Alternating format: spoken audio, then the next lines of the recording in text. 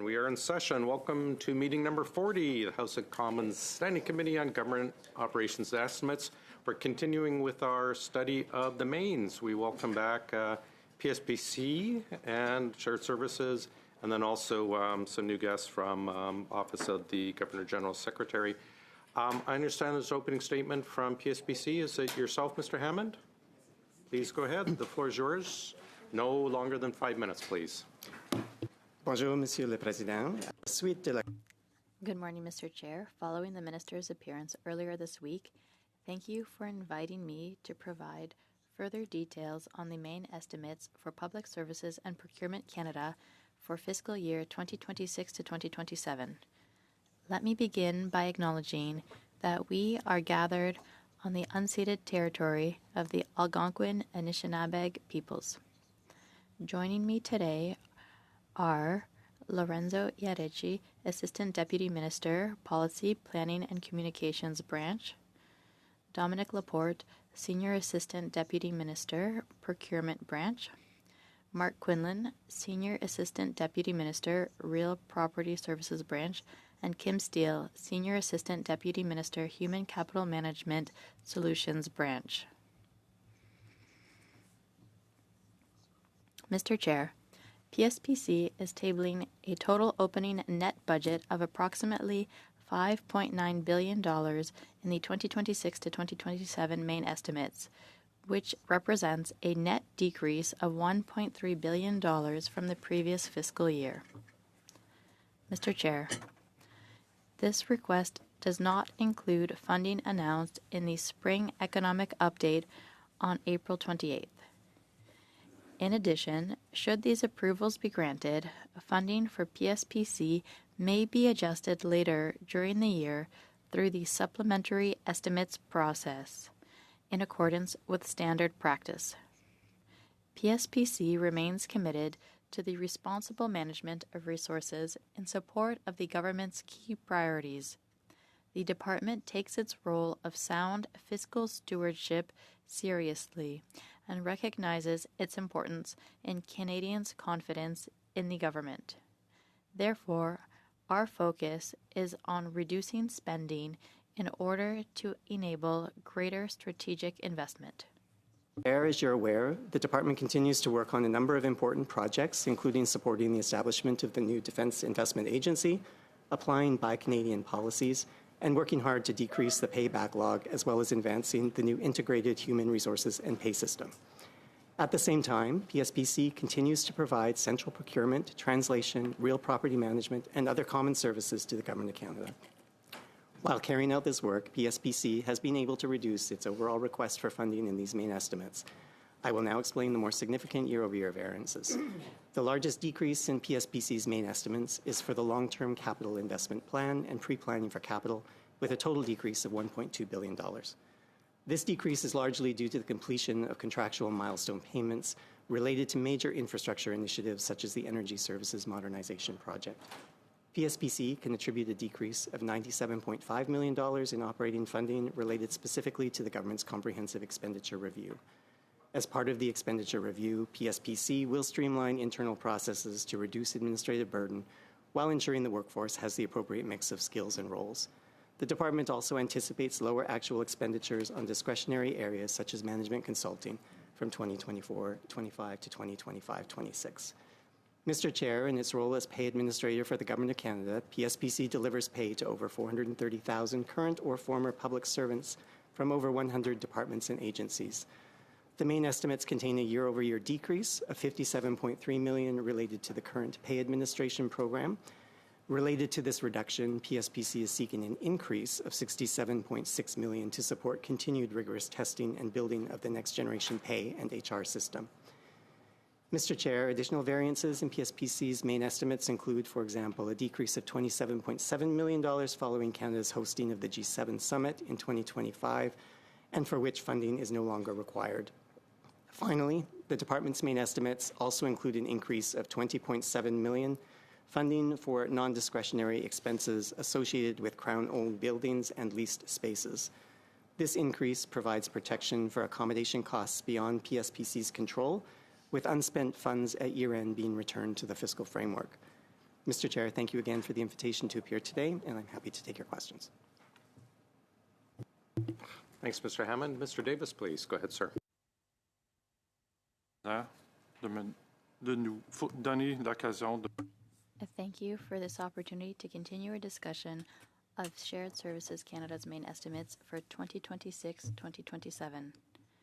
I also wish to acknowledge that we are gathered on the unceded and traditional territory of the Algonquin and Anishinaabe Nation.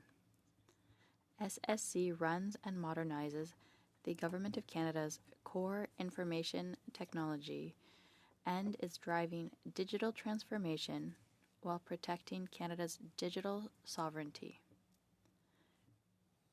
We are working closely with departments and agencies to apply emerging technologies to help transform government operations, reduce costs, and improve service delivery through technological innovation.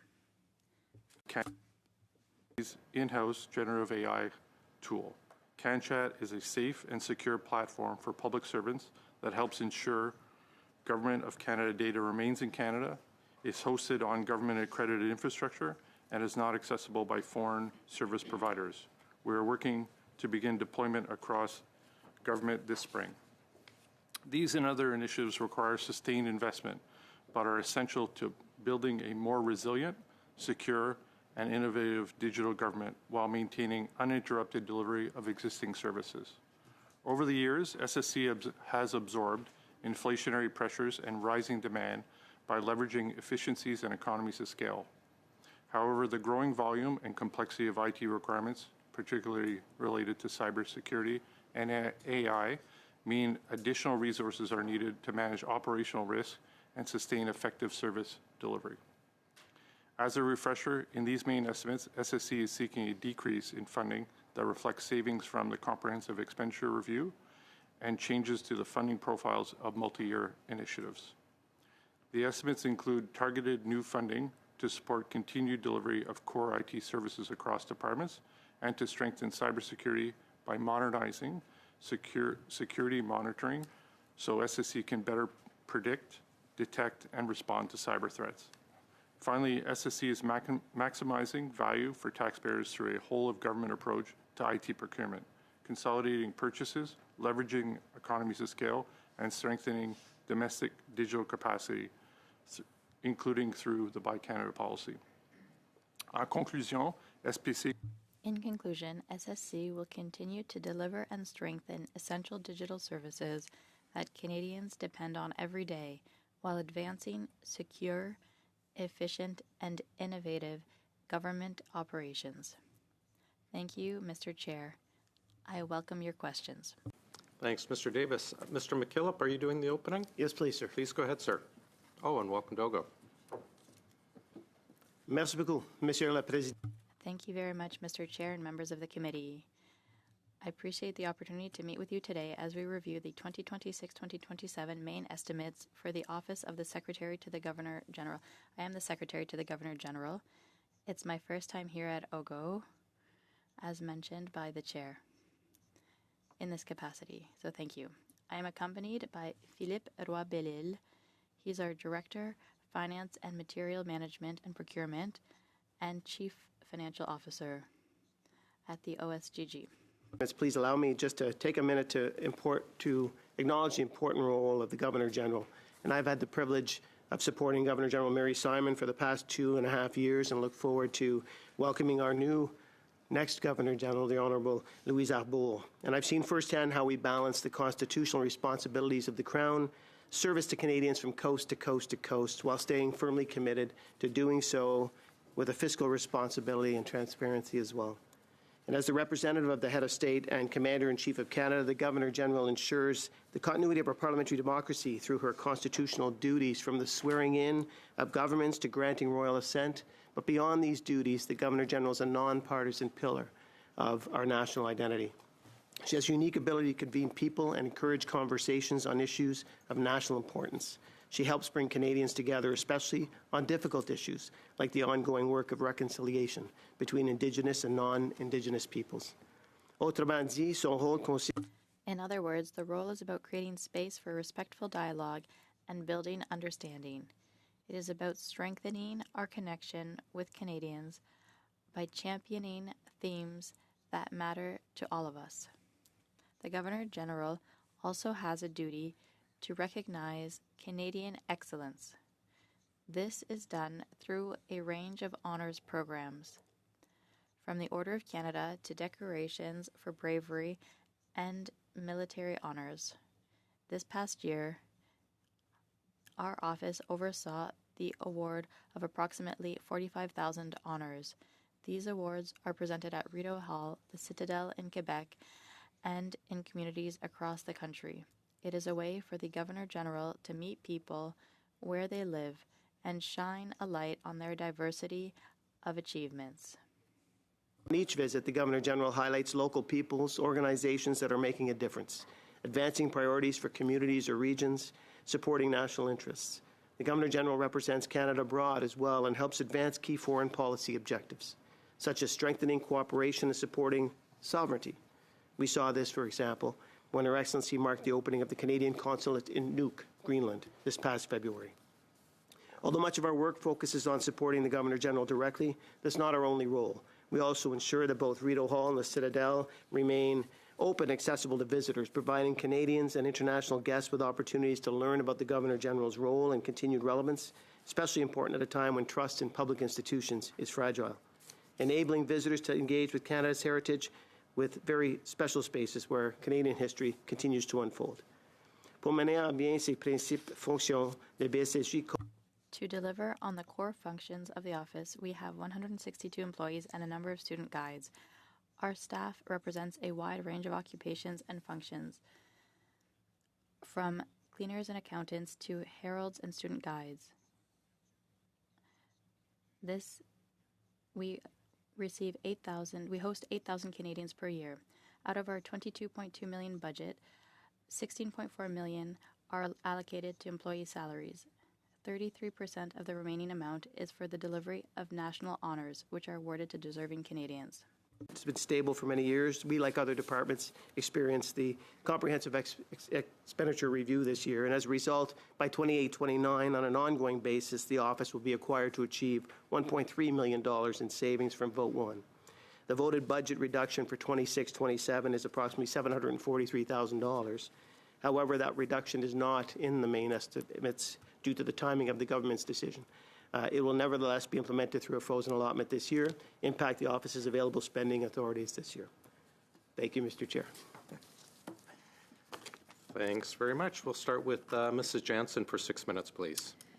Yes, thank you. Since we have the announcement of the new Governor General, I think it's great to be able to speak to Mr. McKillop, since he's the secretary to the GG.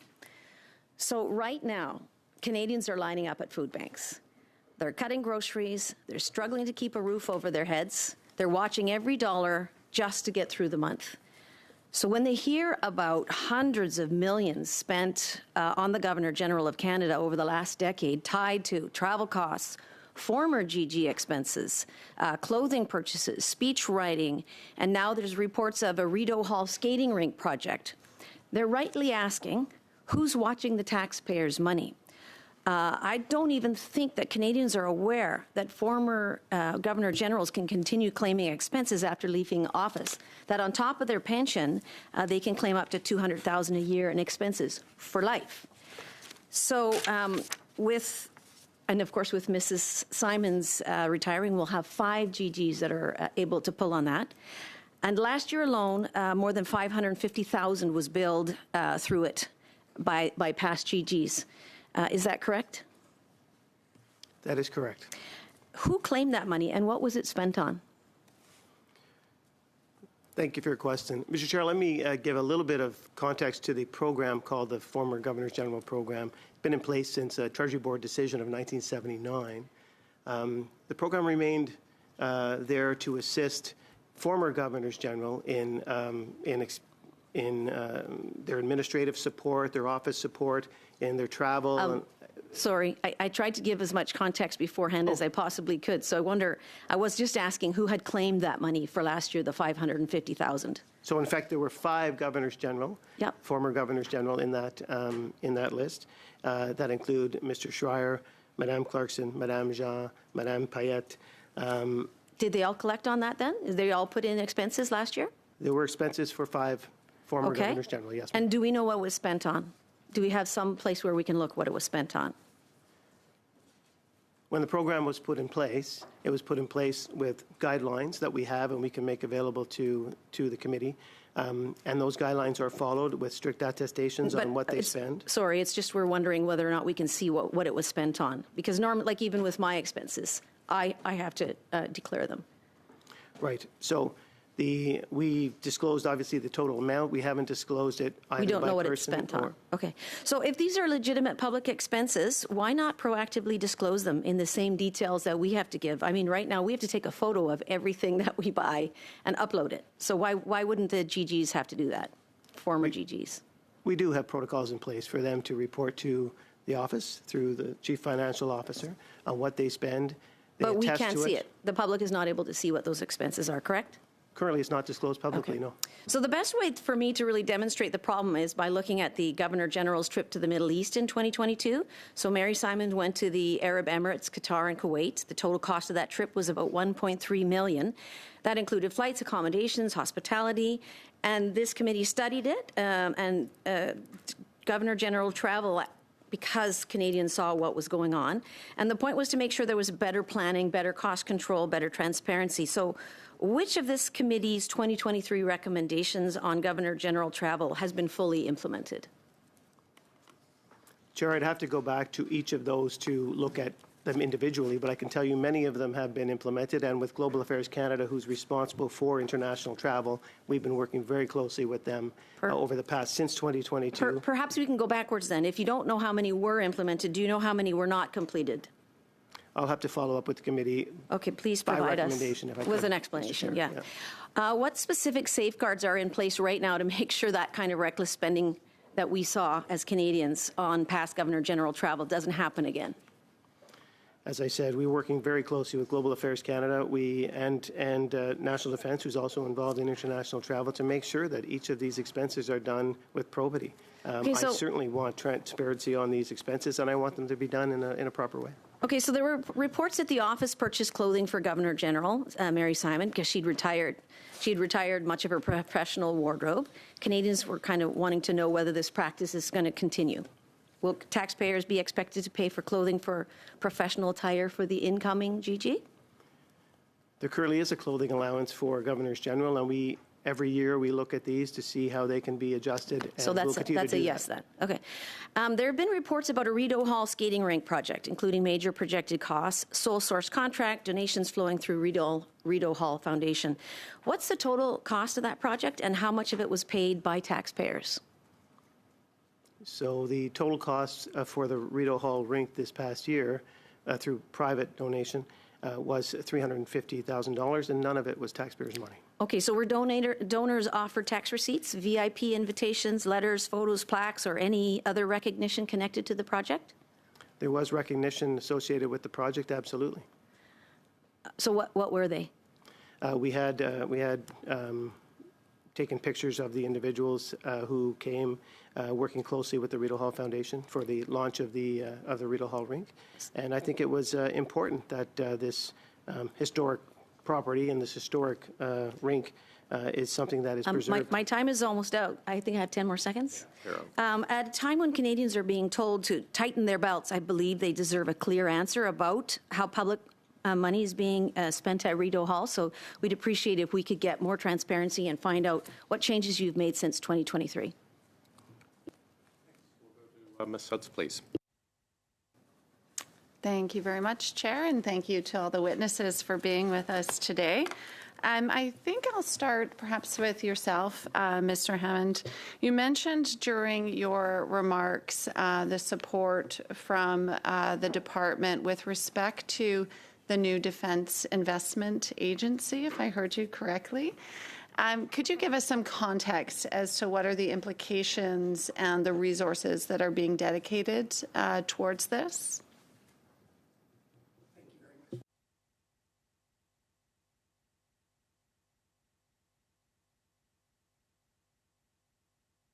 Created within, sorry, should I start again, Mr. Chair? Are you okay?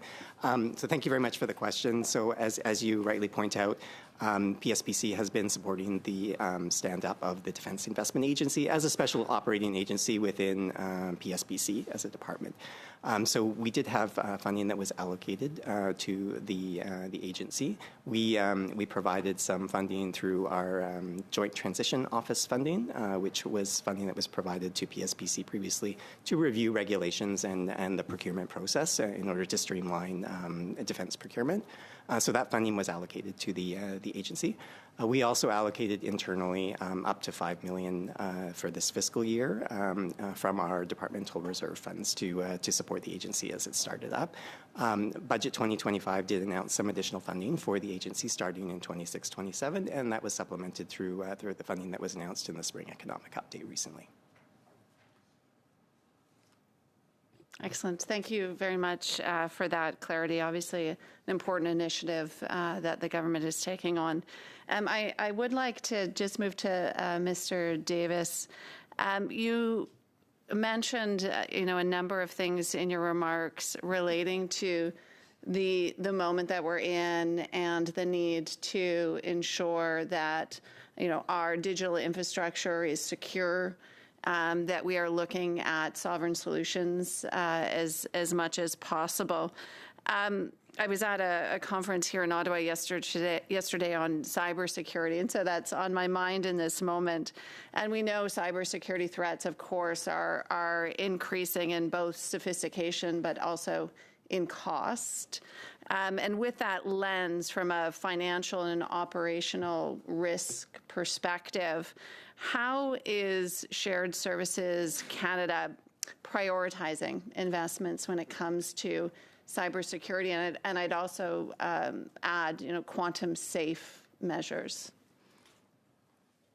So thank you for the question. Cybersecurity is a priority not just for ourselves, but for all of our departments that we work with. Over and above that, there is a cyber tripartite, which includes CSC and the Treasury Board Secretariat. From a priority perspective, through previous budgets, we've received a series of funding for cybersecurity. So we're in the implementation stage of several of our key cybersecurity initiatives to modernize some of the technology that was historically maybe a little more manual in process, and we continue to advance that capability. And if that's wonderful to hear, and obviously certainly a daunting and an area that these investments are certainly worth their weight in gold.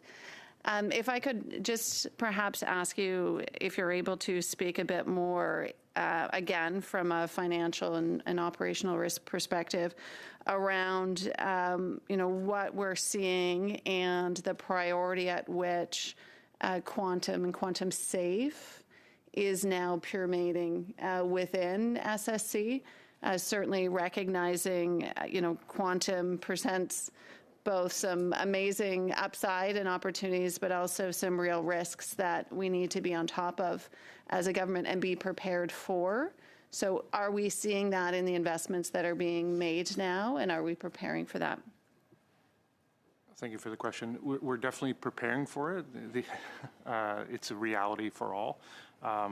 The investments are aligning towards that, but it is a broader conversation from a tripartite perspective and how we're working with Treasury Board and CSC to advance that. But yes, it is recognized as a challenge of the future and even of today. Absolutely. And maybe just one last question for yourself. You mentioned CanChat. It's exciting in this moment, I think, to be able to equip public servants with these tools. Can you share a bit around the timelines and what public servants can expect around deployment around CanChat? For sure. So we've incubated a capability that we primarily ran at Shared Services Canada for the last 12, 18 months. We have replatformed it now in a secure manner in which we are now rolling out actively department by department to onboard to this capability. So I believe, don't quote me on the exact timeline, but within the next year, all public servants will have access from a secure, on-prem, reliable, non-polluted, my words, from foreign interference capability. And we're quite proud of it. It's an investment we did, and it's one that is very, very powerful. Incredible. Thank you very much. Thank you, Chair. Thank you. Madame Gaudreau. Thank you, Mr. Chair. I want to have more detail. Who are the shareholders of CanChat? I'd like to have details. Were we the ones who created it? Thank you for the question. Yes, absolutely. It was created by us, a team at Shared Services Canada. As I said earlier in English, we're really proud of the capacity. There's demand from all departments to continue to move more quickly with this capacity because it brings a level of, well, it can access databases or information that today aren't in commercially available tools. So we will have digital sovereignty in all regards. It's built with sovereignty. I just have a little question, a request, Mr. Chair. A new mandate for the new Governor General. I'd like to have the breakdown of previous years, the last 5 years, on costs. We're being asked, taxpayers come to my office and ask the question. I don't have an answer for them. And that will allow us to look at what's coming. We'll see if there were changes in proposals for decreasing costs. If you have criteria or goals to reduce costs, I'd like you to share that with us. So you won't be surprised that I'll ask a question to you. We don't have an answer on the role of public servants in telework versus return to office.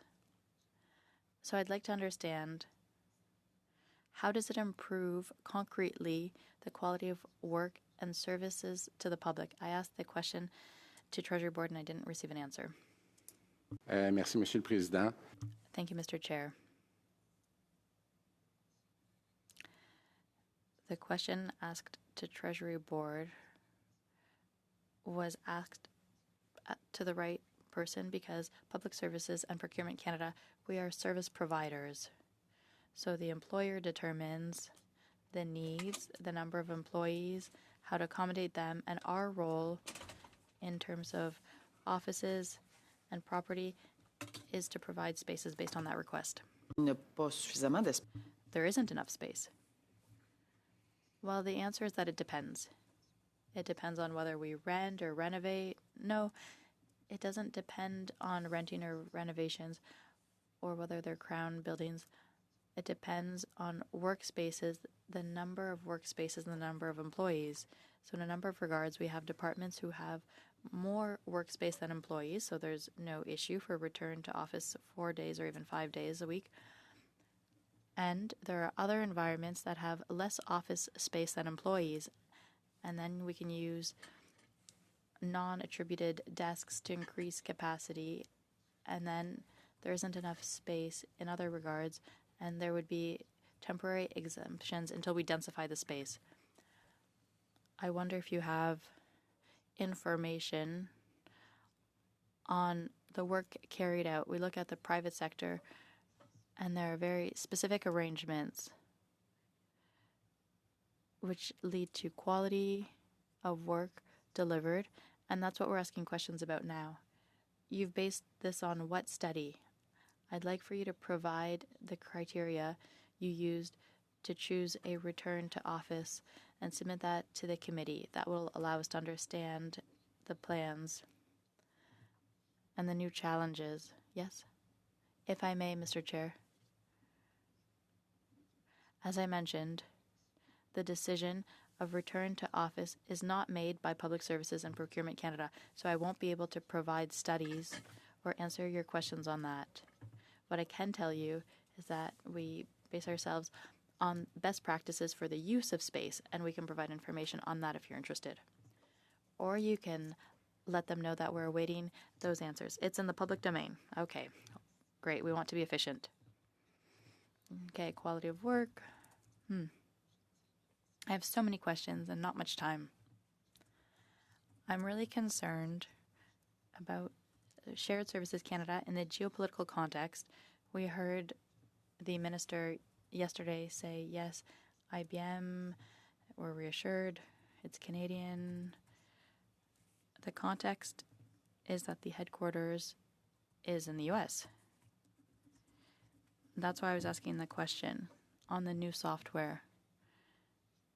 We know very well that our policies on cybersecurity, on protecting private data, I worked on this in 2019, 2021. We haven't advanced much. Can you reassure people, please? Because when we talk about software, well, I start to get very concerned. Reassure me, please, that there's validity. And when we talk of buying Canadian, that it really comes from our intelligence here. Thank you for the question. I'll say two things. It's Mr. Davis. Just 5 seconds. Okay. 5 seconds. Well, as we said earlier, 91% of our contracts are to Canadian companies or not American, but I have a breakdown I can share with you. Thank you. Thank you, Mr. Chair. Thank you, Madam Gaudreau. Mr. Williamson, welcome to OGO. It is an honor to have the chair of the almost mighty Public Accounts with us today. Well, Mr. Chair, you're lucky, Chairman. You see the front end of the animal. We see the back end over in Public Accounts. I'm hoping we'll get some clear answers here, maybe a little less messy. My first few questions are going to go to Public Works. On Tuesday, Minister Lightbound said that a police officer has a suspicion about a small mail containing something illegal. The officer, the police, must go to the home of the person rather than getting a warrant to search the mail while in transit. I think I have that right. So why is the government moving to allow the search and seizure of mail without requiring a warrant? What's the rationale for that? Thank you, Mr. Chair, for the question. Under the Canada Post Corporation Act, Section 40.1 indicates that when a letter is in the postal system, it cannot be opened by anybody other than the person to whom the letter is addressed. So because of that, there has been identified a potential gap, which is that there is a possibility for people to use letter mail to be able to ship small quantities of potentially nefarious products. And even with a warrant, a police officer would not be able to, or a law enforcement official, would not be able to get access to that letter. So the proposed adjustments that would go forward would enable letters to be seized when necessary, as long as that is undertaken in compliance with another act, such as the Criminal Code Act or the Controlled Drug Substances Act. And again, it's to be able to try to address what is seen as a potential issue, because even an inspector within Canada Post cannot open a letter while it's in the system of the post. What's an example of a small product that might be targeted? Thank you, Mr. Chair. I think the example that is cited most often is the potential for fentanyl to be shipped through letter mail. Fentanyl is obviously something which in very small quantities can be very, very dangerous. While not necessarily an efficient way to be able to transmit drugs through letters, it is a potential or a possibility. Yeah. So I think the view is to see if there's a possibility to be able to remove, to be able to address this potential gap. And the government doesn't believe that it's safer to deal with that at a person's residence than in a post office, in a post truck. I mean, it's we've all seen these stories of mail being opened, and that's when the white powder blows out of it. If there's this concern, isn't it an additional danger in addition to not having a warrant? There's a public safety risk as well.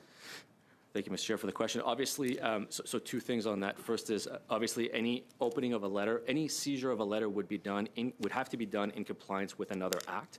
And the second thing is any opening of a letter would obviously need to be done in a way that is safe.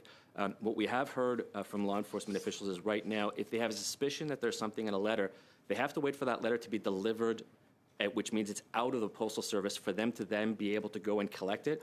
This may actually increase the risk to them of detecting the fact that there's an investigation going on. And so because of that, this is the reason why there's a proposal. Thank you. I'm going to move on to Buy Canada. I appreciate those answers.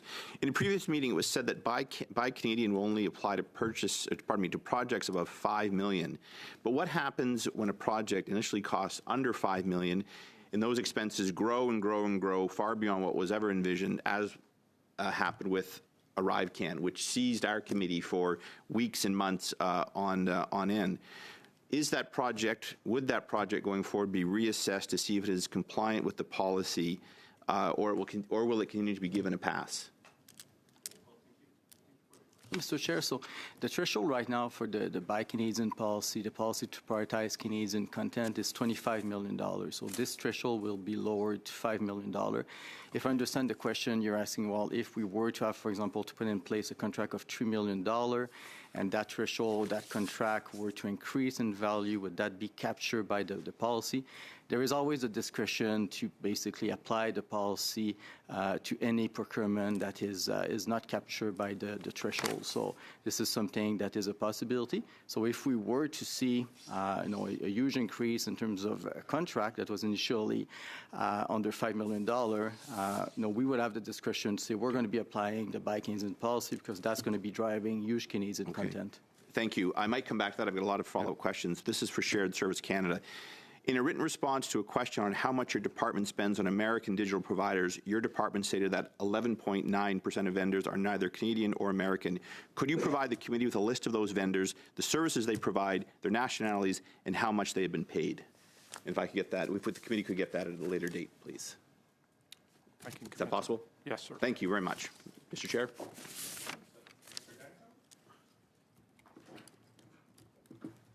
you, Chair. One of the things that I'm the most excited about here in Ottawa is the restoration, the renovation, and the structural upgrades that are ongoing for Centre Block. Canada's Parliament buildings have been described as a cathedral to democracy. They're an icon for residents across Canada and around the world. And the significant amount of work that's going on there, obviously there's the historical restoration of the buildings, but also as a structural engineer myself, one of the things that I'm the most interested in is the isolation of the historic masonry building from the bedrock to make it earthquake safe, which is an amazing technological undertaking. So could the department give us an update on the Centre Block renovation project? Where are we? How are the timelines, the budget, and how's the project proceeding? Thank you very much for the question, and then obviously a very important project that PSP is undertaking on behalf of the government. And so that project is in flight. As you all know, it's under major construction. I don't have the specific details in terms of the status of that project, but I certainly would be happy to provide some details in writing. Thank you. We'll switch to consulting. So in your opening statement, you talked about the reduction of management consultants as a strategy to save money, public funds. I worked in consulting for 20 years as a consulting engineer, mainly in large, heavy civil public infrastructure projects. And one of the things that was always interesting was when to bring in an external consultant, when you needed that external expertise versus when a project could be delivered in-house. When I was at the City of Hamilton, I was always really interested in building in-house capacity, building up the civil service so that they could do as much work in-house as possible, but also understanding that there are times when you need to go to an external consultant. So through you, Mr. Chair, can I ask the question of how much of when we are going outside to external experts, to consultants, how much of that is management or advertising versus architectural, structural engineering, that kind of thing? And also, how do we make that decision of when to keep that work in-house versus go to an external expert? Well, thank you very much The question I can certainly answer on behalf of PSPC. Other colleagues, Scott may want to talk a little bit from shared services perspective. So I think you rightly point out that there is a balance between the use of external consulting versus building in-house capacity, and we are looking at that on an ongoing basis to determine where it's appropriate to invest in building the capacity internally to address our requirements versus those areas that may continually be outsourced because of their high area of expertise. So in terms of the dollar spend, so PSPC for 24-25, those are the latest publicly available figures. We spent approximately $3 billion on professional services externally. Of that, a large portion is related to construction, architectural, and engineering, approximately $1 billion of that in total. Management consulting, which is the area where there's a bit more discretion, our spend was approximately $130 million in 24-25. So it represents a very, very small portion of our total professional services spend. Thank you. Mr. Davies, did you want to? Yeah, no, thank you for the question. There's a couple of things of note. During the pandemic, we brought on for speed capacity a series of professional services, and our numbers went up significantly. During our last two reviews that we did, refocusing government spending and the SUR reductions we've done, and if I go back, we're in the same predicament. We're currently closing the current fiscal year, so I'll be reflective of prior commitments. So we've reduced in 23-24 our professional services by $86 million, and we've made a commitment going into this following year of an additional $68 million, so getting us back to pre-pandemic levels in professional services. And we use a multitude of various contracts. I think as you unpack it, you'll see where in the case of PSPC, they use engineers and various other things. We use a series of IT professionals and various other capabilities. Thank you. Just last question, if I have. Oh, seconds. So close. Thank you, Chair. Madame Gaudreau, please. OK. Je veux juste revenir. I want to pick up on sovereignty when we talk about Canadian entities. I want to make a distinction between a company that has senior officials here in Canada but is headquartered in the U.S. What happens if they decide to withdraw? We can have CanChat, we could have everything we need, but because there are companies here in Quebec and Canada, explain why you keep those ties. Merci. Thank you for the question. We keep the ties for a number of reasons. The reality of the existence of technology is historically based in American companies. We could name a number of companies, but with your earlier question, if I can take a couple of seconds for that, 2024-2025, we put in place $3.174 billion in contracts at Shared Services Canada, mostly for software. When we look at the percentage, 52% is Canadian companies with a parent company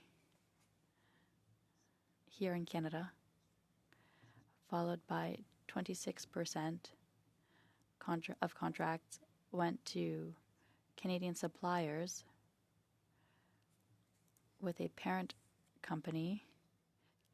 Could you give me the answer after our meeting? I just have a few seconds left, and I want to hear about what my colleague said yesterday related to software. The Prescribe IT program, software that was designed to prescribe medication, and there were additional costs, $300 million, and then they pulled the plug, and we can't even get an answer from the minister. What is that? Well, that question is, I think it's a contract that was issued by Public Services, but that question would be for the Minister of Health. I think that's who it should be asked to, the Department of Health. If I may correct the answer, PSPC was never involved in that issue or those contracts. Thank you. Thank you. Jack Hughes. We'll go back to Mrs. Jensen, please. In a second, I'm going to find my timer here. Here we go. Okay, thank you. My questions are for PSPC. In the spring economic update, there was additional funding for PSPC to run like an extra team at the Pay Center dealing with the current backlog of cases. So with additional funding and a shorter runway to remove that backlog of cases before the new Dayforce system comes in, do you have a timeline for that backlog to be removed? Oh, thank you for the question. I think I may turn to Kim Steele, who's responsible for the human capital area. Thanks. So just to clarify, so the additional funding that we received was to maintain surge capacity that we have at the Pay Center. So it's for resources that are already there, specifically to address the potential increase in cases related to early retirement incentive as well as workforce adjustment. So that just gives you a sense it's to maintain that capacity. I do want to highlight that currently the most recent backlog numbers are at 88,000. So we've seen a significant decrease in the backlog we're at the lowest point since Phoenix has been tracking the backlog. So we've been making good progress. In relation to the onboarding to Dayforce, the goal is that we have a phased approach. So we will be onboarding gradually over time, and so that we will be able to clear the backlog before each department onboards. Okay. How many cases still exist that are older than 5 years? So the way we track the backlog is any case that's over a year. So we have 88,000 in that. I'd have to come back with how many are over 5 years. But the way we address our backlog strategy is to address those that are of the oldest age and the biggest financial impact. So those are prioritized as part of our backlog work. Okay, so you do have cases that are over 5 years? I will have to come back and confirm. Okay. Have you been using AI, or will you be using AI to assist in clearing that backlog? So we've been using a number of different types of tools. We've just started introducing AI. The work that we're looking to do is to help with speeding up the processes of cases, but we always have a compensation advisor as part of it. So it helps to gather the information together, but AI is not making a decision. The compensation advisor does. Well, so the question would be then, how much is being spent to implement AI? I'll have to come back with you on that number. Okay, if you could. My colleague had asked a question when the minister was present about PSPC directive to examine present and future contracts to find savings last fall. Was this exercise part of SIR? I'm back to PSPC.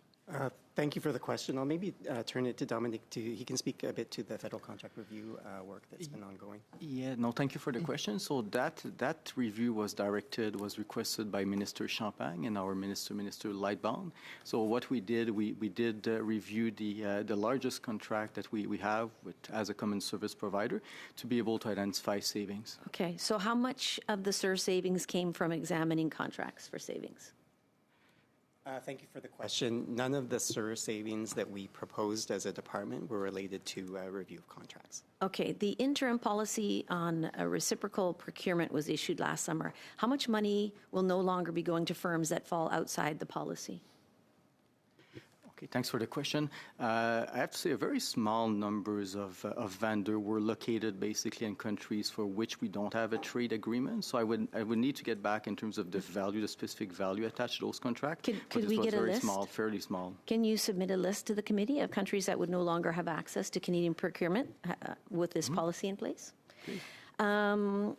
Does your department plan to make it more difficult for middlemen firms, such as GC Strategies, to bid on federal procurement opportunities? We've put a lot of measures in place to strengthen, especially professional services. We are moving from staff augmentation to outcome-based contract. There's a lot. We've put cap in terms of duration, the value of those contracts. We are also making a mandatory benchmarking of the cost of the resources. So in terms of what we've learned to arrive to the various audits of the AG and the OPO, strengthened measures have been in place, and we are challenging also our client department much more when it comes to their requirement. Okay, so I don't know who this question exactly for is in PSPC. What's the timeline for your department to send the Defense Investment Agency off on its own, to kick them out of the nest, so to say? Because it's been a year already. Thank you very much for the question. And you rightly point out, they're currently a special operating agency within PSPC, as was announced as part of the defense strategy in February. It was determined that that agency would become a separate entity. The work to set up that agency will be underway, and there is legislative changes that are required associated with that. And so those will timeline? be happening. I do not have specific timelines associated with that. It will depend on the tabling of the legislation and the point when that comes into force. Thank you very much. We'll finish up with Mr. Guy. Welcome to Ogo, sir. Thank you, Mr. Chair. I'm pleased to be with you today. Thank you to the officials who are with us today. The departmental plan of PSPC says that the department plans to increase digital documents related to procurement and better manage project delivery. And maybe this question is for Mr. Hammond. Could you explain how changes will affect vendors and departments? What changes should they expect with these systems? Thank you for the question. I'll answer. Currently, we already have an electronic procurement system. If you're a vendor and you deal with the federal government, you have access electronically to all of the calls for tenders. We have 88,000 vendors, 19,000 contracts that are in the electronic procurement solution, $54 billion in value. The platform is used. The beauty of it is that it's used by municipalities, territories, provinces. So we're able to have one place where all vendors can look at calls for tender. Of course, it needs to be improved. We want to have much more standard clauses. We want to simplify our calls for tender, especially for smaller vendors. Sometimes dealing with the federal government can be complicated, unfortunately. So how do we simplify it? Recently, about 3 weeks ago, we put in place our chat bot called Procura. I think we've already had 1,000 people use it. So it's to gain real-time information on procurement to help vendors to make it more accessible. Mr. Laporte, thank you for your answer. That's good for procurement. Is there one of you who could tell me, in terms of the follow-up for the delivery of these projects? Yes. Often what happens is that our role at Procurement Canada is to put the contract in place. The client follows up on the contract and issues the payment. So on our side, what we do is we manage our vendors. We want to ensure we have vendors who do good work, who respect the budget. We want them to continue doing business with us. So we're putting in place a management system for vendors.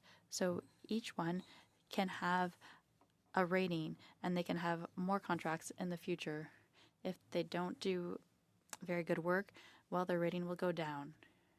So that's the role that PSPC will play on a daily basis, and we're transforming our electronic solution to add that. Will that be done jointly with departments? There will be information from both sides? Excellent question. We're working closely with departments so that they're the ones who provide that rating too. So we're able to compile that and validate it and then provide it to the vendors. Thank you. Mr. Davis, I think the next question is for you.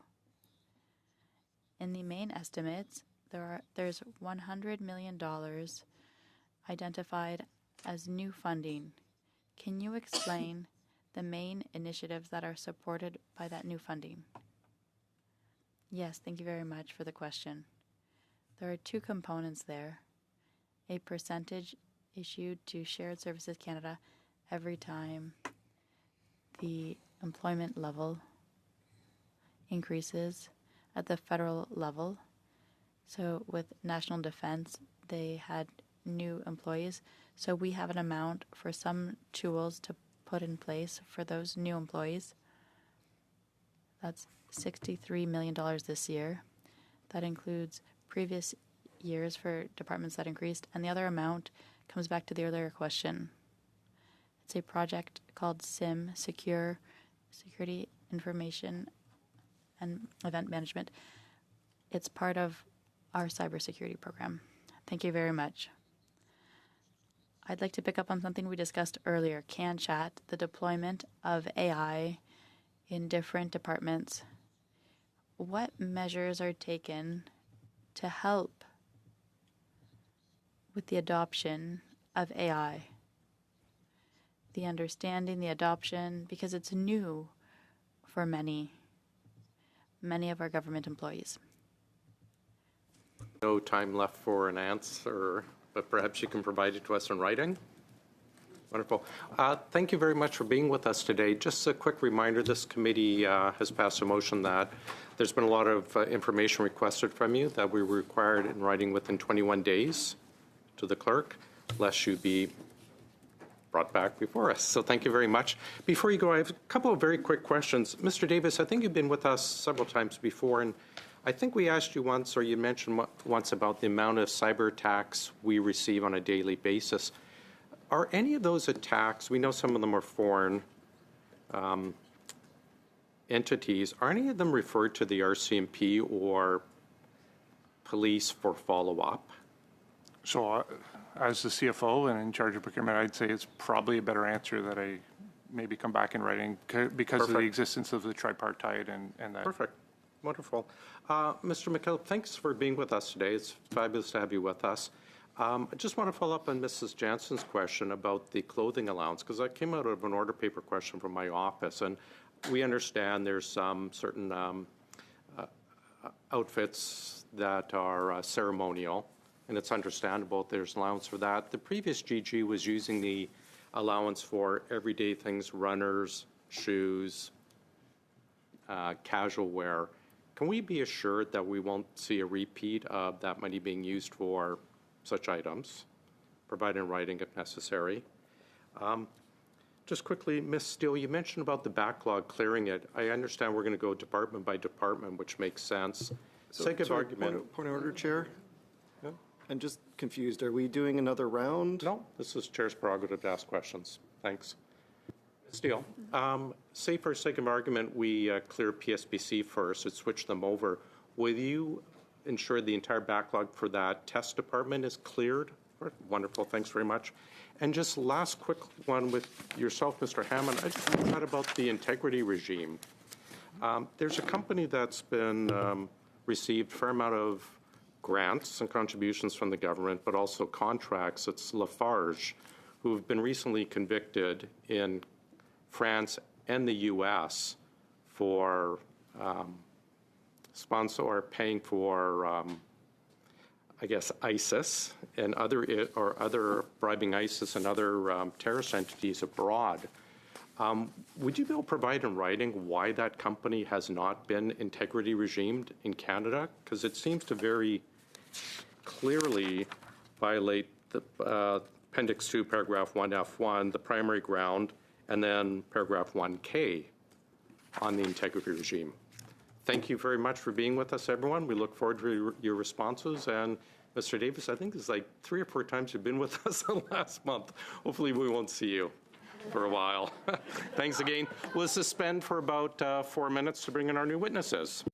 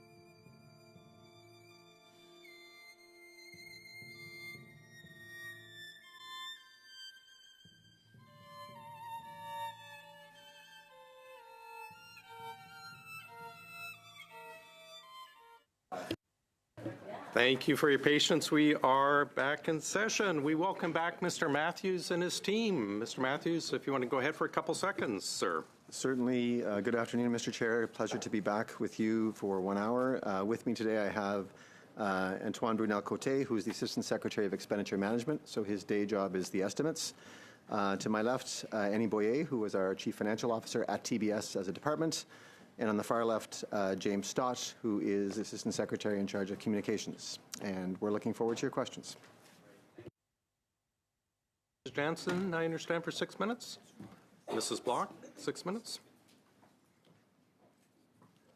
Thank you very much, Chair, and welcome back, Mr. Matthews, and to your departmental officials. I would like to first start by correcting the record. As per our last meeting, I had insisted that Minister Ali had told this committee that he had received advice that the advertising rules were being followed by the government of Canada in regards to the... I'm sorry, someone's phone's going off.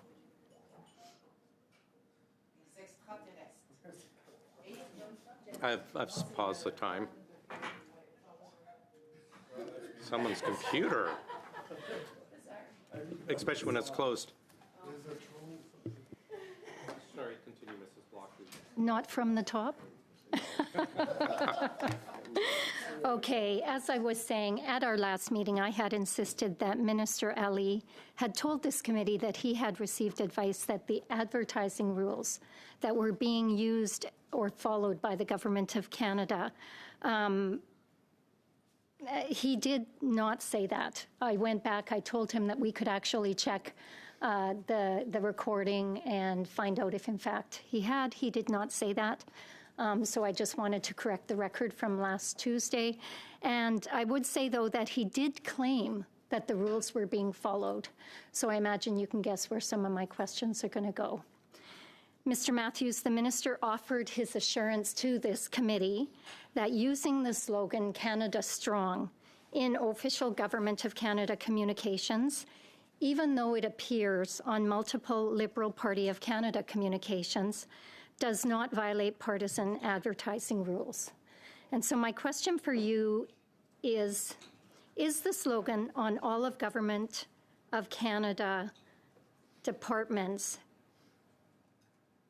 used by all of the departments, or do they need to seek approval from the Treasury Board to use the Canada Strong slogan? Mr. Chair, so maybe a bit of background, but I will get to the exact question. There is a Treasury Board policy in place on communications and federal identity. There is a subset of rules in that policy specific to advertising. And so let's just recognize that advertising is a subset of communications. For all advertising campaigns that are above $250,000 in value, there is a special process where they are reviewed by an independent party for comments to look for partisan or messaging or inaccuracies, and there's a requirement for departments to basically undertake to receive those comments and either dispose of them or adjust the campaign before it's launched. So that rule set's in place for advertising, and it's specific to advertising. If you look at the policy itself, deputy ministers of every department are accountable to follow the Treasury Board rules. Should we get questions from departments about using terminology and there's back and forth, that absolutely happens. And oftentimes it's around the issues of nomenclature, around federal identity and symbols, et cetera. So that is part of the role. From an advertising perspective, I've seen no issues in terms of using terminology that's inappropriate or I'll say unresolved issues with the third-party review. There is a report issued by Treasury Board Secretariat, and there's another one coming up fairly soon, that makes public the comments the third-party, independent party has made on campaigns and what departments have done about it. So that's coming. Thank you. So did your department provide advice on the use of the Canada Strong slogan, and did you provide advice that it did not violate the rules? So what I can share is this. Advice to ministers is cabinet confidence. We have been engaged as officials with our counterparts from departments around terminology like the use of Canada Strong, and I will maybe just share my views because I think this is where we're going. If you had asked me in month 1 of last year, is Canada Strong language offside of the policy, I would have said yes, it was. But as time has gone on, you now have a government that has taken language from campaign promises after elected and turned those into government programs. Canada Strong Pass is a good example. That is an approved government program, and the government can advertise on it. You've seen titles in such as the budget, Canada Strong Language, Spring Economic Update. We talked about it on Tuesday here. And this is now very much the brand of the government, in my opinion. I will say... So I'm going to interrupt you there because I'm grateful for your opinion.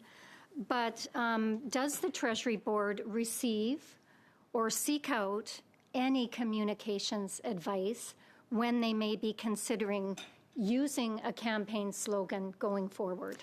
So where would Treasury Board, and I'll distinguish between Treasury Board, the group of ministers, and Treasury Board Secretary at the department, if there's a need to go to Treasury Board to get approval for something, and that something is a new program or it includes something that requires something special around advertising, there would be formal advice provided to the board as part of that package. Thank you. What consequences do exist for departments who violate Treasury Board guidelines on the advertising rules? And what are your enforcement powers? So Treasury Board policies and directives are a set of self-imposed rules the government of the day sets upon itself. They are mandatory unless an exemption is sought. On something like grants of contributions or financial management or project management, it's very clear that when there's a problem, Treasury Board's powers are, if there's no remediation, to actually change the delegation. On communications that are not coming to the board, you may not see engagement at all. Deputies are accountable. And so in my own head, and James may be able to help here, I'm not clear on what the authority of Treasury Board would be in this space because it's not like the title of the budget comes to Treasury Board for approval. Thank you. Oui, merci, Monsieur le Président. Thank you, Mr. Chair. Follow up on the questions of my colleague. You spoke about reports. Are there any reports that tabulate complaints that come from the public regarding advertising and the government's advertising? Thank you for the question, Mr. Chair. I should have mentioned in the first answer that's another key mechanism of ensuring advertising is nonpartisan. There is a complaints mechanism, and that does exist. And James, I don't know if we do public reporting on complaints, but I'm sure you do. Thank you for the question. So yes, we do have the complaints mechanism, as you asked about. It's been in place since 2020. We do report on all the complaints that we receive on a quarterly basis. I can tell you since 2020, there have been 5 complaints that have been received that we were able to take action and look into. 4 of them had to do with a campaign around firearms awareness. One of them was about a campaign around dementia. We assessed the advertisements against the criteria for nonpartisan advertisements. And in all cases, we found that there was no issues with the campaigns that were flagged. I will say we did receive just recently a complaint about advertising related to Budget 2025. However, we checked our records. We don't have any record of advertising taking place around the budget in particular, but we did share the comments that we received with the Department of Finance just as a matter of closing the loop. Okay, but thank you for that precision. Yeah, okay, sorry. Thank you for clarifying that. Yeah. Just quickly, I see government, I guess, working to modernize government operations and thoughtfully integrate AI across the public service to help drive, I guess, what we call the digital transformation. At the same time, there's also a renewed focus on returning to the office to work. Could you speak more about how these two priorities, they complement each other, and whether you see them working together to support a more effective and innovative public service? Thank you. So the Office for Digital Transformation has been announced in terms of intent, but not yet stood up. So that the details are still outstanding on what that will exactly look like. My understanding of the goals around that office are around enhancing and improving service to Canadians. and allowing for more efficient services, better service, more web-based technology-enabled service. So that could be, could result in improved service, could result in cost savings, or ideally both. One of the obstacles we have right now with departments offering digital services is some barriers around sharing data between departments, and that is something that is created by the privacy legislation that is being reviewed right now. So that really is the goal of that office, is to make the Government of Canada, from a services perspective, more technology-enabled. That could apply to internal services as well. You would have maybe been aware at this committee that the government has launched a new technology tool for translation that has improved efficiency and speed on that front. I'll be blunt here, access to information. We know many departments are struggling to keep on top of that. That would be a very useful thing to look into there as well. Mm-hmm. I would distinguish all of that from the government's decision around return to office, 5 days a week for executives starting this week, and intent to go to 4 days for non-executives in July. That is really about getting the most of the public service. The government has a very ambitious agenda, looking at new ways of doing things, and it's a philosophical choice, frankly, that there's a belief that having the teams together in the office to collaborate on doing things in new and different ways leads to a better public service. I think I still have a minute left. Yes, okay. I know this question's come before the committee here before, but it continues to be raised. And so I thought it was worth revisiting today just to set the record straight. You've previously described the comprehensive expenditure review as a reallocation exercise. And so for the record, could you explain what a reallocation exercise is and how it relates to the comprehensive expenditure review? Certainly. So at the same time, the government was announcing investments in key priority areas across the government. We've spoken about defense spending and increase in number of border service agents, et cetera. The government did launch the comprehensive expenditure review as a way to free up some resources so that they could be put towards new and emerging priorities. And so the government, in both Budget 2025 and then in the Spring Economic Update, has communicated its intent to run deficits. And so the comprehensive expenditure review was not targeted to eliminate the deficit, but it does result in a reallocation of resources. So if, in the current fiscal year, 26-27, there's $9 billion in savings identified. If that had not have happened, the main estimates would have been $9 billion higher, is the simple math. Another issue that continues to come back before committee is early retirement incentives, that it will lead to an exodus of public servants, and negatively impact the service delivery capabilities of the government. Can you touch on that as well? Certainly. So the criteria that are in place for acceptance of early retirement, so just because an employee puts up their hand and says, I'm interested, does not mean it will be accepted. And the criteria laid out for the acceptance of those, maintaining service delivery to Canadians, is one of the considerations to be used in a decision whether to accept or refuse that application. Thank you. Madame Gaudreau.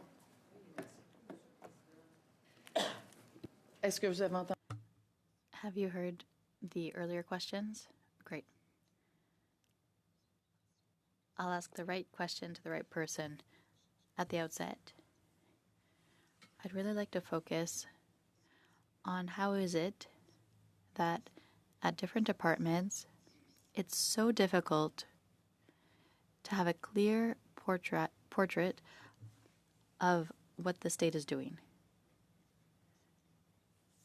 I'm not sure I understand the question. Does the Secretariat, the Treasury Board Secretariat, have all of the tools to allow, when we have a question we ask you, to consolidate costs, to get an overview of government? Do you have those tools? Thank you for repeating the question. The answer is yes. To put in place such an exercise, we began with departments' ideas. So we required each department to develop ideas and to submit documents. At the same time, there's a lot that is already required by the Treasury Board Secretariat because of our policies and our directives. So there's a database to do so. We have a great tool which is available to the public, to look at expenses and the goals of each department, where would that be found, that tool? On the website, Antoine, is it Infobase? It's GC Infobase. Okay. So it's a very helpful, well-designed tool. The two together, normal reports, but if we need something in addition to that, we can ask the department to provide the necessary information to make a decision. Okay. So does Treasury Board Secretariat, are there impact assessments for the long term for using consultants more? We'd like to have numbers on the loss of internal expertise, spending on the private market, future costs for the state, because we'll continue to have some consulting. Thank you for the question, Mr. Chair. It's really something different for each department and for each type of resource. In a sense, ideally, if we need expertise that doesn't exist in the public service, of course, it's better to use contracts to do so with consultants. And from time to time, we can learn something by having used an expert, and we can develop knowledge within the department. There are other cases where it's just a period of time where we need more people, more resources to do something. That's great, that works. But if we need something on a permanent basis, it's better, in my view, to have employees. But what's important to us is to have the information. And that's why I'm asking you the question. You can answer about the long-term impact regarding internal expertise, depending on the private sector. You have that. If you don't have that, are you navigating without information? It doesn't exist, but for each department it's different. There's a strategy for HR. Just for example, we know that national defense will increase. In the past, we had to use many contracts with private businesses to offer healthcare services for, well, let's talk about that. What happened with Prescribe IT? Oh, that's something totally different. Okay, well, but at the same time, somebody's going to have to answer on that. $300 million, maybe for some people that's nothing, but when we think of our taxpayers, not only was there an addition of expenses, it wasn't even used. We're trying to get an answer from the minister, and nothing. What's happening? What happened? So, in that case, that's a distinct company. Independent, arm's length, not-for-profit that has been funded by the federal government through Canada Health Infoway, that project. But that is a third-party, not-for-profit organization that is governed by federal and provincial governments. They have developed a system, as I think you all well know, that has not, in fact, been widely utilized. And so the criticism is, why wasn't it utilized? I'm not an expert on this system because it is an arm's-length organization. My understanding is that there was a struggle around getting the provinces to fund this and developing a long-term revenue model to support the system. I can't say whether the system itself was an issue. Was it difficult to use? Is it the cost that was preventing doctors and pharmacies from using it? But it's clear that you're aware the resources were spent and the take-up of the system was very, very poor, but that is all outside the federal government. Monsieur le Président, là, il y a vraiment... Mr. Chair, the Health Committee isn't able to obtain answers. The Auditor General highlighted this element. You'll say it's not $3 billion, but $300 million. Well, we need answers on that. It's called Prescribe IT, and it no longer exists, and it wasn't used. Thank you very much, Mr. Chair. Thank you. Before we go to Mrs. Jansen, Mr. Matthews, I'm glad you brought up GC Infobase. It's a fabulous website, underutilized by MPs, but thanks for giving it a plug. It is a great website. Mrs. Jansen? Thank you. I'm going to switch it up, and I'm going to speak with Ms. Boyer, if that's all right. When you were here in March, we talked about concerns about Vote 50C, where the Liberal government was asking parliamentarians to approve $1 billion when there's no clear breakdown, no list of projects, and no real way for Parliament to understand where the money was going. I believe Mr. Matthews called it a contingency funds that was set aside for, just whatever happens military spending-wise. Which is unexpected. But then in actual fact, I realized there already was a contingency fund and that this was an extra $1 billion. So I noticed in the morning parliamentary budget officer's report that it confirmed exactly what I was saying. Basically, the PBO says this fund may help governments move money faster for defense projects, but it also makes it much harder for Parliament to track where the money actually goes and whether it was spent properly. Basically, parliamentarians are asked to approve a blank check. Does that sound like a good plan to you? I was asking Ms. Boyer. I just happen to have more knowledge than my CFO about how the money has been used. So up to you, Mr. Chair, how we do this. But if you're looking for a more comprehensive answer, I think I can give it. Well, I know that we did have this discussion last time, so now I'm asking Ms. Boyer. Is that all right? If Ms. Boyer is able to answer, if not, then why don't we start with Ms. Boyer? And I will add in if necessary. Sorry, Boyer. No worries. Thank you for the question. Vote 50, it's up to amount of $1 billion. It's there to be approved with the main estimates, and it will be utilized based on certain requirements by departments after it's been approved by Treasury Board. Okay, so yes. My question was, does it sound like a good idea? Because we have no idea what we're actually approving. Like, how is it possible we don't even have a clue about what we're going to spend the $1 billion on, and the departments only have a tiny bit of time to spend it? Like, to me, they must know what they want to buy. They just don't want Canadians to know what it is that they're planning on buying. So I wouldn't agree with the end of that question. The issue with the contingency is Defence is trying to spend in a hurry. And sometimes you get projects that are delivered ahead of schedule.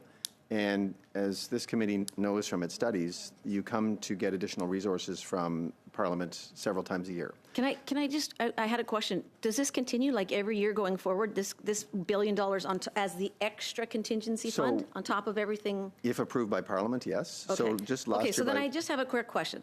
$1 billion is a lot of money. I mean, you could pay 15,000 nurses for a year with that money. You could cover groceries for 50,000 families for a full year. Can you please explain to Canadians why, without a clear plan, we are once again told, just trust us, especially during an affordability crisis? I mean, Canadians don't have a contingency fund on a contingency fund. They don't even have a contingency fund right now. Help me make a little bit of sense out of it. So again, it aligns with the government's priorities to invest in defence. My expectation, although it remains to be proven, is this fund will be largely used towards year-end and less during the year. What the government has committed to do is to provide information in supplementary estimates in terms of the use of the fund. So last year, $920 million was spent by National Defence on long-range precision strike, on surveillance for underwater and for river-class. But, like, how is it possible you guys don't know that ahead of time? That makes no sense to me. No, it's $1 billion, and yes, you can speed up spending, but how do you? Every year you want a second contingency fund with $1 billion in it? Every year. I would describe it as being there in case projects move more quickly than anticipated, which happens in defence. Every year. Every year from now on. It's not. It's an up to amount. So again, subject to Parliament's approval. But you already have a contingency fund for those. I don't understand why you need a second one. So the other contingency fund, the second one, is more generic in nature and often gets used for wildfires and natural disasters, et cetera. So basically, this is going to be used for military equipment. This is used for military, national defense, CSE. The national security organizations are the ones who have access to it, and you will see a reporting of what was used last year in Supplementary Estimates A. So the PBO says the new $25 billion fund, sovereign wealth fund, is financed through borrowing. And the rules for how it operates are still unclear. So what is the annual borrowing cost in dollars? Just so I'm clear, for that $25 billion itself? Yes. I don't have the answer to that, but I'm sure we can figure that out for you.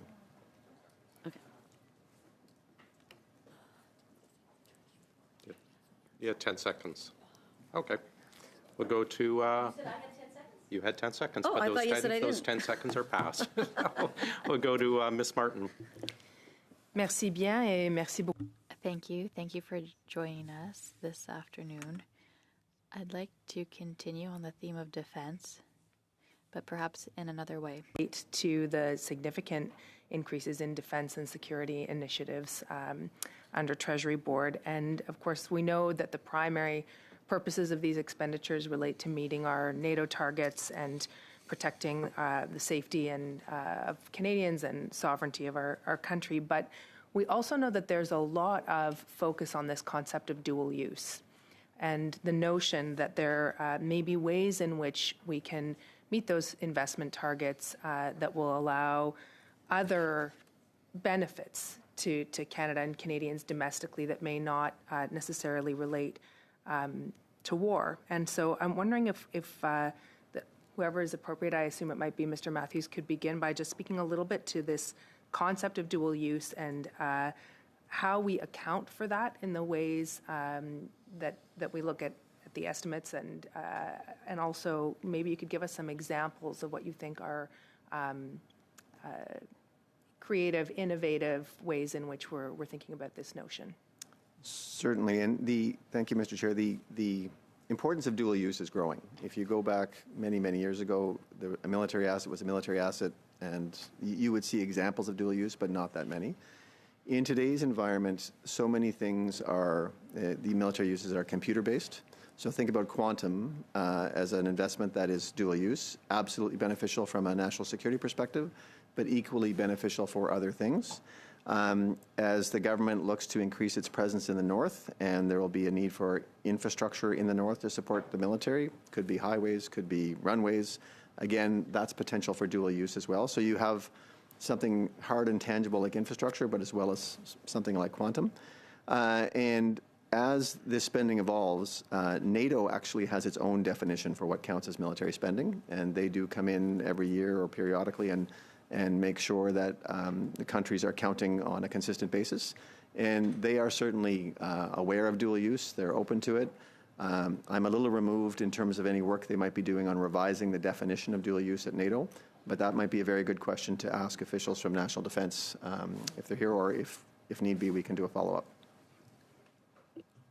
Thank you. So one could imagine, for example, that some of these infrastructure investments in the north and in the Arctic could be of tremendous benefit to Indigenous communities, that our capacity to ensure that essential services are brought to rural regions of the country, et cetera, might all be secondary benefits from these investments that, strictly speaking, are defined as military spending, but might have other significant social benefits to Canadians. And I think, Mr. Chair, you could see it. So yes, define military spending that has knock-on benefits to broader society, but you could also see spending in other departments that is counted because it's useful from a military perspective. So if you think about maybe investments in quantum from the Department of Industry or in Wi-Fi coverage, et cetera, could be both ways. Thank you. I agree that Wi-Fi coverage is another critical example. For rural communities, I represent a riding in downtown Toronto. There are some condominiums, Mr. Chair, that are concrete blocks where it's hard to get Wi-Fi, but I don't think I can relate much to that, or my constituents can. But nevertheless, one of the areas that my constituents are very concerned about is health infrastructure. And I'm curious to know whether you're aware of any examples around dual use, just given the magnitude of the investment under your accounts in defense spending. We know that there's a tremendous need to build health infrastructure in the country, not just bricks and mortar, but all kinds of infrastructure. And are you aware of any instances in which the concept of dual use is being applied to, for example, protect our supply chain with respect to essential medicines or other forms of infrastructure that might be of direct benefit to the health of Canadians? Mr. Chair, I'm not aware of any examples I can provide. Well, actually, I have no examples to provide today in terms of dual use specific to health, but we are happy to follow up on that front. That would be great if it's appropriate to ask for some follow-up information on that for the committee. I know that my constituents would be delighted to learn more about it. Thank you. We're always delighted to add more work for Mr. Matthews. Madame Gaudreau. Donc, j'ai 2 minutes. I have 2.5 minutes, correct? Excellent. I was surprised, just to be honest. Earlier we talked about or how we set things up. We're talking about budget cuts. People are wondering, where are the criteria coming from to bring people back to the office when we know that there's attrition coming? There are people who will be retiring. I asked the question. The decision that was made was based on what? Donc, So if we look at the number of public servants in the past, it's clear that the rate has increased. The government at the time decided to not provide an office for each public servant. Yes, the member is correct. There are plans to reduce the number of public servants, and it will take some time because the decrease in the budget will take 3 years. Around returning to office was made knowing that some departments have more people than space, but also knowledge or a belief that it's better to have employees in the office more often to collaborate and learn, etc. Parce que le seul motif qu'on a. The only reason we've been given is to increase service to the public. In writings, service, but it's also important for young public servants to learn by sharing in others' experience, to have a sense of belonging to a team, collaborating to resolve challenges for the government, to do things more quickly. By the federal government, industry, municipalities, provinces, you're seeing the trend. And I would, if you're looking for a study that says this is a better way to do things, I don't have one. I would describe this as a philosophical choice of the employer and a belief that teamwork is better. Merci, Monsieur le Président. Thank you, Mr. Chair. We'll go back to one more 2.5-minute round. We'll go Mrs. Block, please.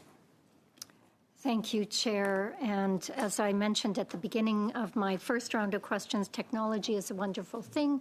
You can check up on things in real time. And I did happen to ask my staff to go back and take a look at the speech from the throne, which would have been released maybe a month after the election. And the slogan was used on the title page of the speech from the throne. So given your opinion on whether or not that was appropriate, I assume you would say that was not appropriate, and they have gone on to use it ever since. I'm just going to leave it there. There's no question there. I'm just putting that on the record. In your departmental plan for 26-27, you said the Treasury Board will work with departments to integrate the Buy Canadian policy into grants and into the grants and contributions programs. Are all departments expected to implement Buy Canadian rules into their grant and contribution funding? All departments are expected to take a look at their various programs and see what might be possible. And I am aware that this committee is going to do a study on Buy Canadian. So some grants and contributions programs, just by their very nature, make Buy Canadian a very difficult thing to do. So the tasking to departments was to look at all your programs and come back with an analysis of which ones you think could be good, I'll say, candidates to apply a Buy Canadian lens. At the same time, where you've got contribution agreements that are already in place, even if it is a good candidate, but there's no language in the agreement around Buy Canadian, you have to think about, is it worth revisiting the agreement? And so that work was being led from a Treasury Board Secretariat perspective by the Comptroller General of Canada, and departments were tasked with responding, and I know they have responded, I just haven't seen it. So do you have any idea how long it will take to fully implement the policy into grants and contributions programs? I don't have a great answer for you there, but I think of it, Mr. Chair, in two tranches. One, new agreements that are being signed on an ongoing basis, is kind of one thing. There's another batch of existing agreements, and is it worth going back and revisiting and reopening? But I'm sure officials from the Comptroller General's office would be happy to provide more information. Okay. It's my understanding that those are governed by the Treasury Board's policy on transfer payments, but that grants are not subject to audits. Grant funding is posted on the Open Government portal, but the terms of the grants aren't made public. Is there a plan to make sure grants follow the rules of Buy Canadian, and how exactly will the Treasury Board be monitoring compliance? Mr. Chair, I think that would be a great question for the upcoming study that this committee is doing. I don't have an answer for you on that, but it's a great question.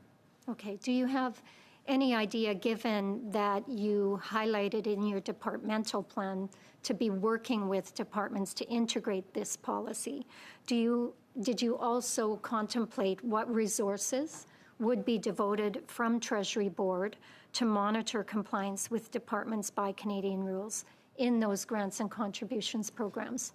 So the terms and conditions of contribution agreements in particular, the expectation is that they are followed, and the government does have the right to audit the contributions. So there is an expectation that the terms and conditions be followed. The government maintains its right to audit. That is typically the way we do things. But the whole process would start, Mr. Chair, with departments coming back to Treasury Board Secretariat indicating which programs they think are good candidates and which programs they believe should be exempted from the Buy Canadian. So just a last question. Have you identified, or will you identify, how many contribution agreements under the Buy Canadian rules will be audited annually, just to give you a good idea if in fact they are in compliance? And how many departments might you choose to do that? I do not know the answer to that, Mr. Chair, but there's two pieces to audit. One is the right to audit in itself is important. It does encourage good hygiene. Secondly, there is the possibility of a rotational audit, and I'm not sure what the choice is in this space, but also just maintaining the right to audit should something come to light that the government wishes to pursue. Thank you. Mr. Danko, please. Thank you so much, Chair.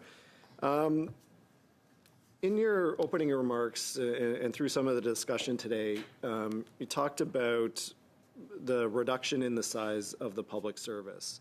And my understanding is that a lot of how that's intended to be achieved is through early retirement. So as we're providing public servants with early retirement packages, this is how my father retired from the city of Hamilton when we were merged with the region of Hamilton-Wentworth. Very standard way to reduce workforce with minimizing impacts. But at the same time, we want to make sure that we maintain institutional knowledge, that there are people that are more junior that are ready to step into those more senior positions, and that the function of the public service remains at a high level. So through you, Chair, through those early retirement packages, how are we considering maintaining that institutional knowledge and making sure that we have the capacity maintained throughout the public service? Couple of thoughts there, Mr. Chair. Number one, the broader comprehensive expenditure review implementation. Early retirement is part of that, but there's also this other mechanism called workforce adjustment. And the goal of the two together is to minimize involuntary departures. So if you have an employee who is interested in leaving, either for early retirement or to take the transitional package because their team was impacted by decisions in the expenditure review, that is a way to minimize involuntary departures, and that's being implemented as we speak. As early retirement applications are received by the departments, one of the criteria they have to look at is maintaining services to Canadians. Obviously, if an entire team put up their hands and said, we would all like to take early retirement, that would have a serious impact on the department's ability to deliver services. So there's a discussion to be had around which ones can be accepted, who's ready to take their place, or in some cases, do you need to replace the person at all? So that's the decision that is being made on, I'll say, a team-by-team basis as the applications come in. The other piece to this discussion is around the requirements around information management. There's a reason we have policies in the area of information management, so that records and institutional knowledge can be maintained and shared and accessed by everyone. And the tools in use by the government over the last few years have increased greatly, that allow departments or employees to look at previous files, et cetera, to make sure that that institutional knowledge is not lost. Thank you. Second question is on streamlining the bureaucratic burden of approvals and regulations for Canadian businesses. I don't like using the term of red tape because I think it overly simplifies the regulatory process and what governments do. And regulations, approvals are an important part of how things work, and to make sure that our services are delivered effectively and safely. But at the same time, when you're dealing with large bureaucratic organizations, it is important to streamline, to be strategic about approvals and regulations. So what is the department doing to make sure that businesses can do business as effectively and efficiently as possible with the Government of Canada? Thank you for the question, Mr. Chair. The first part of the story, especially from a Treasury Board Secretariat perspective, and I know the member indicated he does not like the term red tape, but we did do a red tape review launched last summer, which identified 500 items brought forward by departments that could be implemented to help reduce red tape. And those 500 things are a combination of things. Changing in rules, making websites more streamlined to access information. So that implementation of the 500 is underway. I would call that 500 a good start. There is other work going on amongst various federal ministers and officials and their provincial counterparts to talk about Fed-Prov trade issues on things like trucking, agriculture, mobility of labor.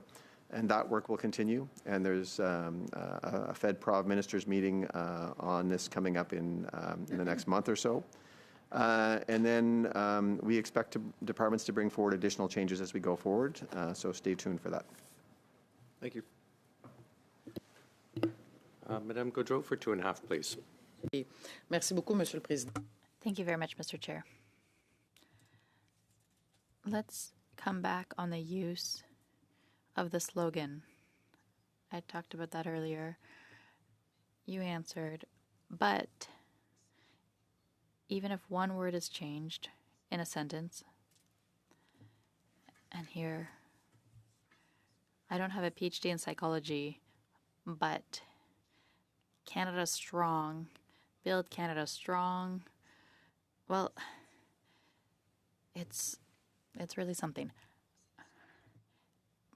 People talk to me about it, constituents. They say, come on, there is a direct correlation. In your view, the rule is very broad.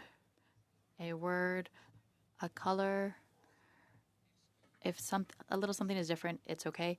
Do you think it would be good to reevaluate the criteria to really make a distinction between politics, democracy, and when we have a government that has work to do with taxpayer money? What do you think? Thank you, Mr. Chair. We've adjusted the regulation a little bit in March. It's the first time we've reviewed the policy in 10 years. So it was a good time to do so. I'm pleased with the regulation regarding advertising. Independent third party, we've made some adjustments to make it go more quickly. It's transparent. On the policy itself that is on communications and federal identity, it is a really interesting issue. There is an awful lot of room for judgment in there. There are people with different opinions, and you're seeing a sense of this today. I think when an elected government actually starts, using election commitments as the elected government to implement their program, that becomes the brand of the government. And so, but that is the discussion to be had. So, I was not fussed when the government used the language in the speech from the throne.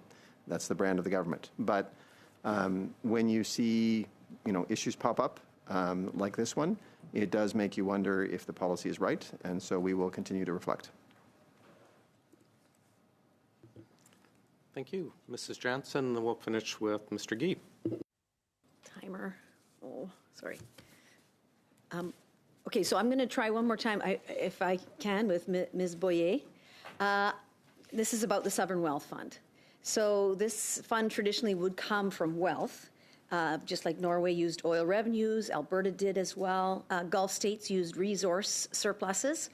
But now Canada is proposing something very different.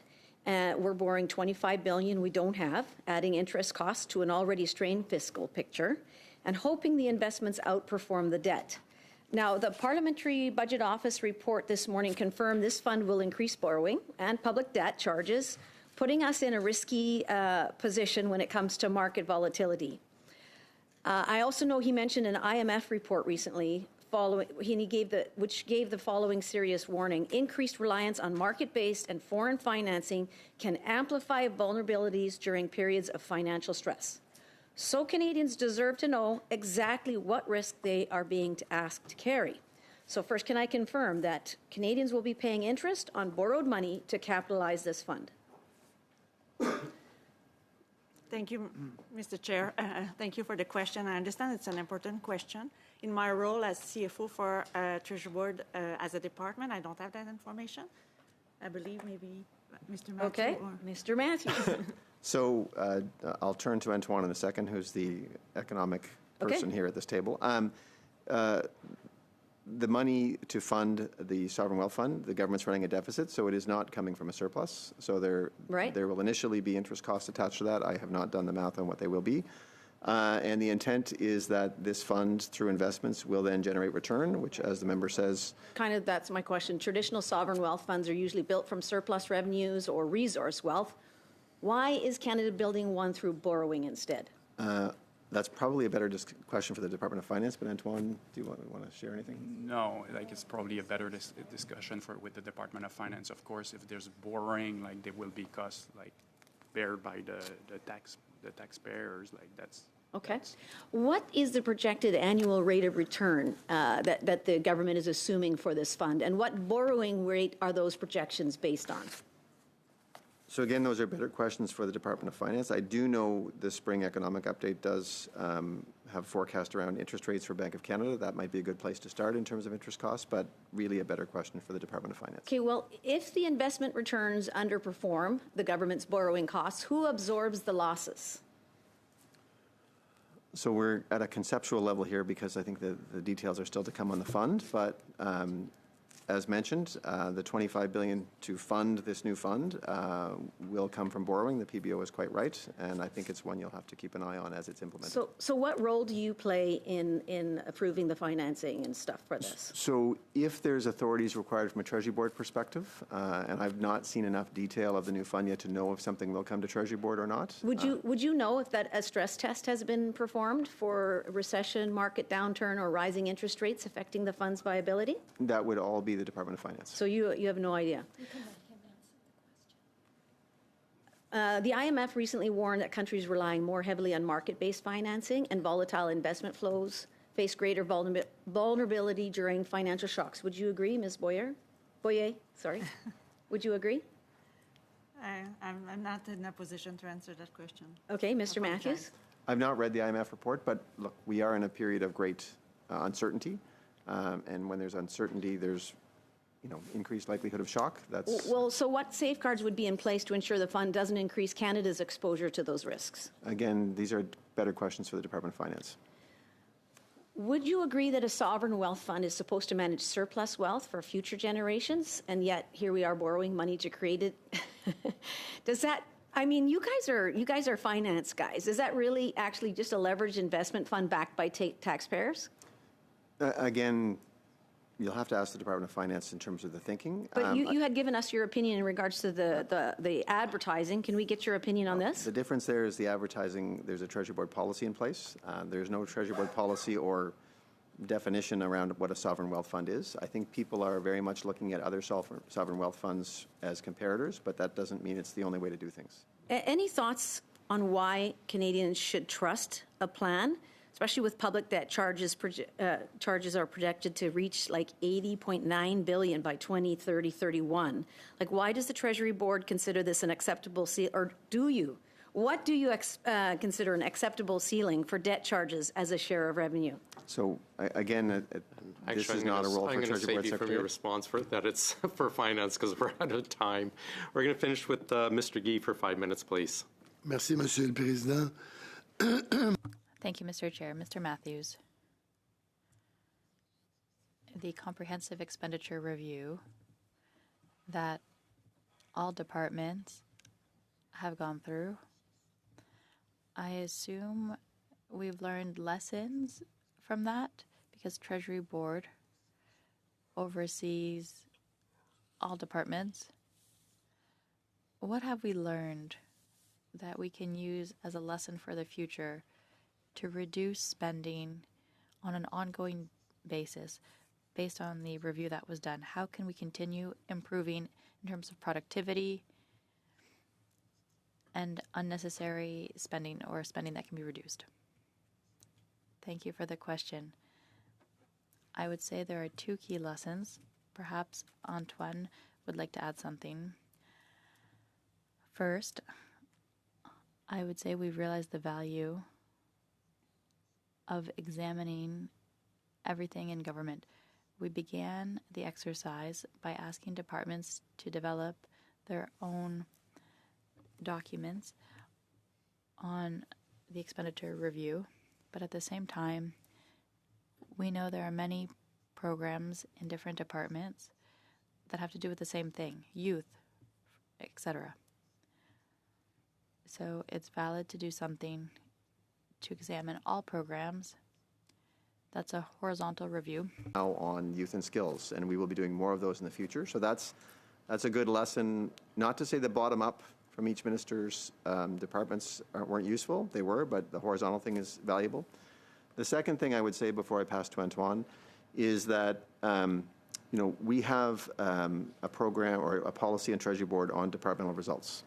And programs and departments produce their results achieved on an annual basis. I would say we are not finding those reports overly useful in making resource allocation decisions. And there's more that can be done there. What's interesting about that is that resource policy, or their performance policy, I should say, is rather resource intensive. So you've got a very burdensome policy that I would say was not as useful as it could have been in terms of making decisions. Maybe we can do something there. Antoine? Oui, alors la troisième leçon.